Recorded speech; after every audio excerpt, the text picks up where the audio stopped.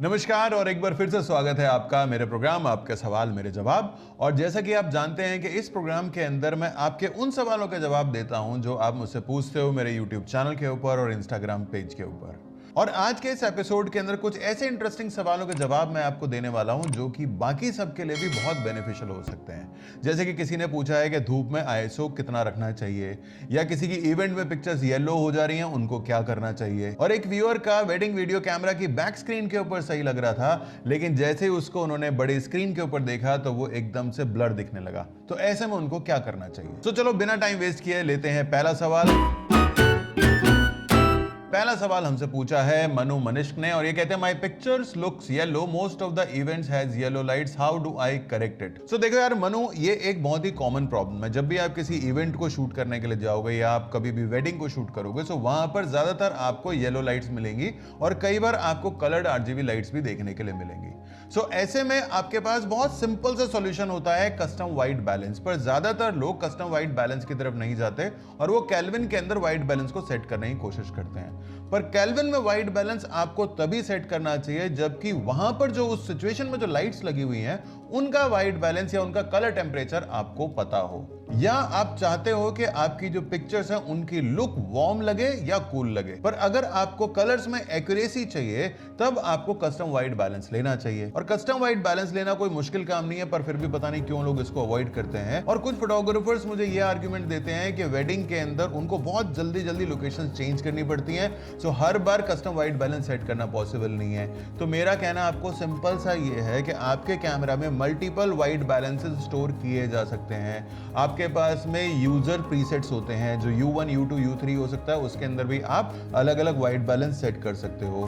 तो लोकेशन पे आप पहले चले जाओ, वहां पर जाकर अलग अलग सिचुएशन के अंदर वाइट बैलेंस को पहले से ही कस्टम में सेट करके रख लो। सो आपका टाइम वेस्ट नहीं होगा और आपको आपके पिक्चर्स के अंदर बिल्कुल परफेक्ट कलर टेम्परेचर मिलेगा। और परफेक्ट कलर टेम्परेचर का मतलब होता है पोस्ट के अंदर आप जैसा चाहोगे वैसा उसको कलर ग्रेड कर सकते हो। और अगर आप वाइट बैलेंस को डिटेल में समझना चाहते हो तो मैंने एक ऑलरेडी वीडियो किया हुआ है जिसका लिंक मैं नीचे डिस्क्रिप्शन में डाल दूंगा, उसको जाकर आप चेक कर सकते हो। सो अब लेते हैं अगला सवाल।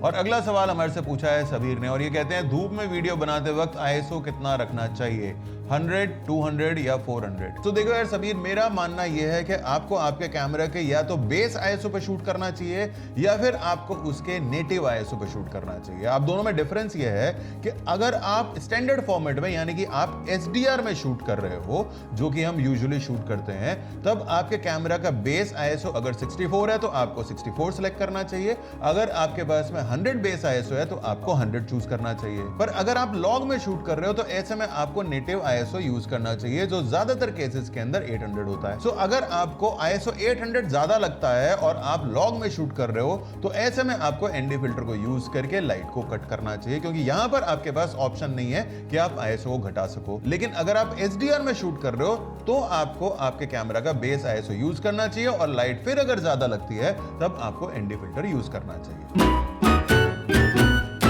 अब लेते हैं अगला सवाल जो कि हमारे से पूछा है अलंकार कांबले ने, और ये कहते हैं सर मेरा Z6 कैमरा है और आपने जो बताई हुई सभी सेटिंग्स मैंने लगाई हैं और वेडिंग में ट्रेडिशनल वीडियो शूट किया है, लेकिन पूरा वीडियो ब्लर दिख रहा है। फोकसिंग कैमरा में तो सही दिख रही थी लेकिन पीसी पर लेने के बाद पूरा ब्लर दिख रहा है। सो अलंकार, यहाँ पर 3 चीजें हो सकती हैं। पहली चीज तो यह कि आपने हायर आईएसओ के ऊपर शूट किया है। अगर आप किसी भी कैमरा में आईएसओ को बहुत ज्यादा बढ़ा देते हो, 3200 ले जाते हो या उससे ऊपर भी ले जाते हो, सो आपका कैमरा आपके कैमरा की क्वालिटी को डिग्रेड कर देता है, उसको घटा देता है। उस केस के अंदर भी आपको थोड़ी सी सॉफ्टनेस आपके फुटेज के ऊपर मिल सकती है। अब दूसरी चीज यहां पर यह है कि अगर आपने शटर स्पीड को सही तरीके से यूज नहीं किया होगा तब भी आपको आपकी फुटेज सॉफ्ट लग सकती है।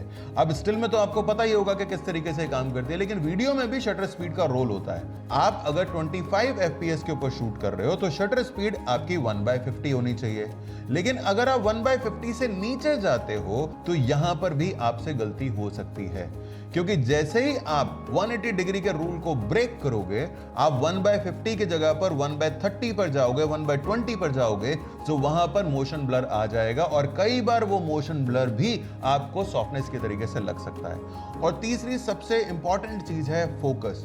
अगर आपने फोकस को सही तरीके से यूज नहीं किया है तो भी आपको आपकी फुटेज सॉफ्ट नजर आएगी। अब आपको लग रहा है कि आपके कैमरा की बैक स्क्रीन के ऊपर आपको सही से शार्पनेस दिखाई दे रही थी, लेकिन जैसी बड़ी स्क्रीन के ऊपर आपने उसको मूव किया तो वहां पर आपको सॉफ्ट दिख रहा है। तो इसलिए मैं हमेशा रिकमेंड करता हूं कि आपको एक फील्ड मॉनिटर लेना चाहिए। कभी भी आप अपने कैमरा की बैक स्क्रीन के ऊपर, उस छोटे से स्क्रीन के ऊपर ट्रस्ट नहीं कर सकते। अगर फील्ड मॉनिटर होता तो आपको शार्पनेस बहुत अच्छे से दिखाई देती। दूसरा, आपके पास में फोकस पीकिंग का ऑप्शन होता है फील्ड मॉनिटर के अंदर, तो उससे भी आपको पता चल जाता कि आपका फोकस सही है या नहीं है। अब एक चीज और मैं यहां पे ऐड ऑन करना चाहूंगा जिससे हो सकता है आपका कंफ्यूजन थोड़ा सा दूर हो।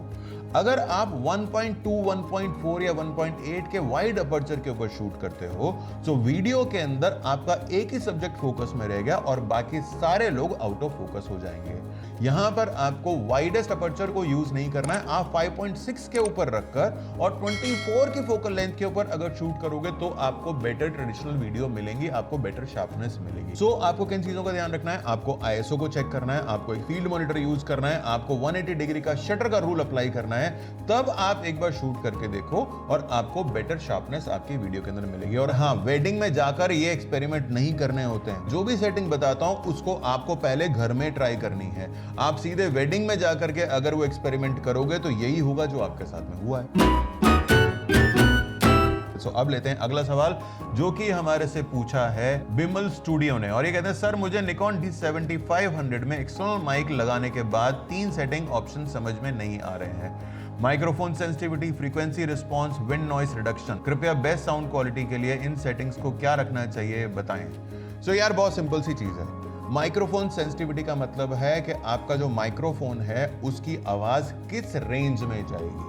अगर आप ज्यादा तेज बोल रहे हैं, जैसे मैं अभी बोल रहा हूं, एक नॉर्मल पिच पे बोल रहा हूं, तो मैंने अपने कैमरा के अंदर 4 को सेट कर रखा है, क्योंकि आपका सिंपल सा एक ऑब्जेक्टिव होना चाहिए। आपको जो बार दिखाई देती है, जैसे आप माइक्रोफोन सेंसिटिविटी में जाएंगे वहां पर एक बार होगी, जो बार रेड की तरफ जाएगी। सो रेड को टच नहीं करनी चाहिए। जैसे ही वो रेड को टच करे आपको माइक्रोफोन सेंसिटिविटी को उसी के हिसाब से एडजस्ट करना है। सो माइक्रोफोन सेंसिटिविटी हो गई, जैसे आप बोल रहे हो जितना आपको वॉल्यूम चाहिए उस हिसाब से आपको आपके कैमरा में सेट करना है और वो रेड को टच नहीं करना चाहिए।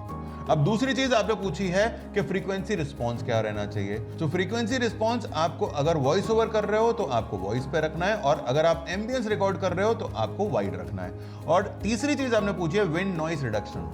तो बहुत सिंपल सी चीज है, अगर आप आउटडोर में शूट कर रहे हो और वहां पर नॉइस बहुत ज्यादा है तब आप विंड नॉइस रिडक्शन को यूज कर सकते हो, पर मेरे हिसाब से आपको इसको हमेशा ऑफ रखना चाहिए। आपको अच्छे माइक्रोफोन यूज करने चाहिए, आपको डायरेक्शनल माइक्रोफोन्स यूज करने चाहिए, और उसके ऊपर एक विंड शील्ड आती है उसको लगा करके यूज करना चाहिए। क्योंकि अगर आप ऑटोमेटिकली विंड नॉइस रिडक्शन को अप्लाई करते हैं तो आपका कैमरा कई बार उस वॉइस को, जो बोली हुई वॉइस होती है, इंपॉर्टेंट वॉइस होती है, उसको भी दबा देता है। ये मेरा एक्सपीरियंस है।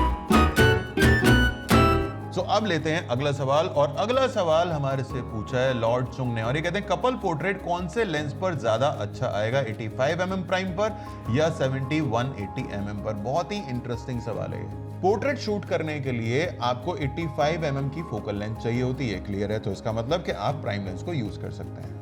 लेकिन अगर आपको एक वर्सेटाइल लेंस चाहिए जिससे आप बहुत टाइट क्लोजअप भी खींच पाएं, आप फुल लेंथ पोर्ट्रेट भी खींच पाएं, तब आपको 70-180 की तरफ जाना चाहिए। लेकिन एक डिफरेंस यहां पर आपको देखने के लिए मिलेगा कि जितने भी जूम लेंसेज हैं वो f2.8 के होते हैं, और वहीं जो प्राइम लेंसेज होते हैं वहां पर आपको 1.2 का ऑप्शन भी मिल जाता है, 1.4 भी मिल जाता है, 1.8 भी मिल जाता है। सो आपके पास जो बुके है, जो सेपरेशन है सब्जेक्ट से बैकग्राउंड का, वो प्राइम में आपको ज्यादा बेटर मिलेगा, क्योंकि वहां पर आपको 1.8 मिल रहा है, और वहीं आपको थोड़ा सा टाइट मिलेगा, वहीं आपको थोड़ा सा बुके कम मिलेगा जूम के अंदर, क्योंकि यहां पर आप f2.8 यूज कर रहे हो। सो मेरे हिसाब से आपको आपकी नीड देखनी है। अगर आप कैंडिड फोटोग्राफी की तरीके से शूट करते हो तो 70-180 आपके लिए ज्यादा बेटर रहेगा, क्योंकि आप एक ही जगह खड़े खड़े मल्टीपल स्टाइल के शॉट्स ले सकते हो।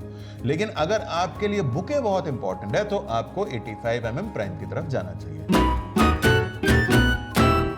सो अब लेते हैं हम अगला सवाल, और अगला सवाल हमारे से पूछा है एनके दीवान ने, जो ये कहते हैं गौर साहब मैं फोटो जर्नलिस्ट हूँ, Z8 या ZF में से कौन सा बेटर रहेगा। सो दीवान साहब यहाँ पर Z8 और ZF का कोई कंपैरिजन नहीं। अगर आपको प्रोफेशनल यूज के लिए चाहिए, आपको फास्ट फोकस चाहिए, आपको बेटर ग्रिप चाहिए, आपको बेटर कंट्रोल चाहिए और हायर रेजोल्यूशन चाहिए, तो आपको Z8 की तरफ जाना चाहिए।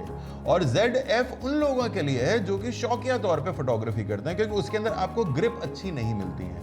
वो दिखने में बड़ा सुंदर सा कैमरा है, बहुत लाइट वेट है, लेकिन आपके लिए वो सही नहीं है, क्योंकि फोकसिंग आपको Z8 में ज्यादा बेटर मिलेगी। तो मेरा रिकमेंडेशन आपको यह है कि आप Z8 की तरफ जाइए। लेकिन अगर Z8 आपको लगता है कि थोड़ा एक्सपेंसिव हो रहा है, तो Z6 खरीद करके भी आप कोई गलती नहीं करेंगे, क्योंकि Z6 की भी क्वालिटी बहुत बेटर है, फोकसिंग बहुत बेटर है, हर चीज में Z6 ZF को फेल कर देगा। सो आज के लिए बस इतना ही, मिलेंगे अगले एपिसोड के अंदर। इसी तरीके से आप अपने सवाल मुझसे पूछते रहिए, मैं कोशिश करूंगा कि उन सारे सवालों के जवाब आपको देता रहूं। और आपके सवालों के जवाब जब मैं देता हूं तो सिर्फ आपको ही बेनिफिट नहीं मिलता, बल्कि उन सबको बेनिफिट मिलता है जो यहाँ पे सवाल नहीं पूछते। तो भाई सवाल पूछो ताकि मैं आपकी प्रॉब्लम्स को सॉल्व कर पाऊं। मिलते हैं अगले वीडियो में। Thank you for watching this video.